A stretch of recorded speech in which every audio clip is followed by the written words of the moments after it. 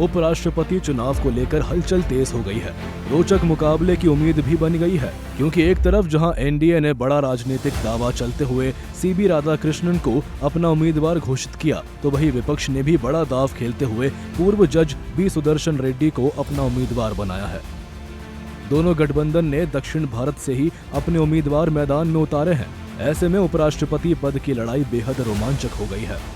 दरअसल विपक्ष एनडीए के लिए असहज स्थिति पैदा करने की रणनीति पर काम कर रहा है।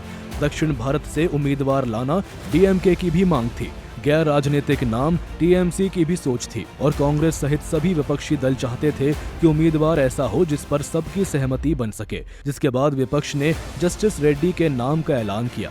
ऐसे में जानना बेहद दिलचस्प होगा कि संख्या बल किस गठबंधन के पास है। क्या विपक्ष ने एनडीए को असहज करने के लिए उम्मीदवार उतारा है? विपक्षी ने क्यों बनाया उम्मीदवार? गैर राजनीतिक और उच्च साख वाले चेहरे को मैदान में उतारा जाए। एनडीए ने डीएमके जैसे द्रविड़ दलों को दुविधा में डालने की कोशिश की, लेकिन अब जस्टिस रेड्डी का नाम पर टीडीपी, वाईएसआरसीपी और बीआरएस को समर्थन पर करना होगा मंथन। उपराष्ट्रपति चुनाव को संघ का चेहरा बनाम गैर राजनीतिक शख्सियत बनाने का प्रयास।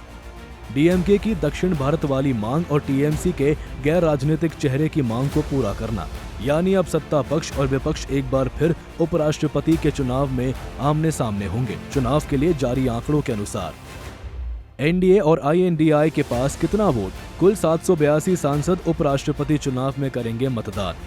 542 लोकसभा और 240 राज्यसभा की सदस्य संख्या है। चुनाव में बहुमत के लिए 392 सांसदों की होगी जरूरत। संख्या बल में भारी एनडीए, लोकसभा 542 सांसद, सरकार के साथ 293, विपक्ष के साथ 249, राज्यसभा 240 सांसद, सरकार के साथ 134, विपक्ष के साथ 106, एनडीए 427, आईएनडीआई 355, यानी सत्ता पक्ष के पास लोकसभा और राज्यसभा में पूरा बहुमत है। समीकरण में साफ दिखता है कि सरकार समर्थित उम्मीदवार को विपक्ष पर बढ़त हासिल है, क्योंकि उनके पास बहुमत से ज्यादा समर्थन है। वहीं विपक्ष 355 सांसदों के साथ बहुमत से बहुत दूर है। अब देखना होगा कि क्या विपक्ष एकजुट रह पाता है या कुछ सांसद क्रॉस वोटिंग कर सरकार समर्थित उम्मीदवार की राह आसान कर देते हैं। ब्यूरो रिपोर्ट, सूर्य समाचार।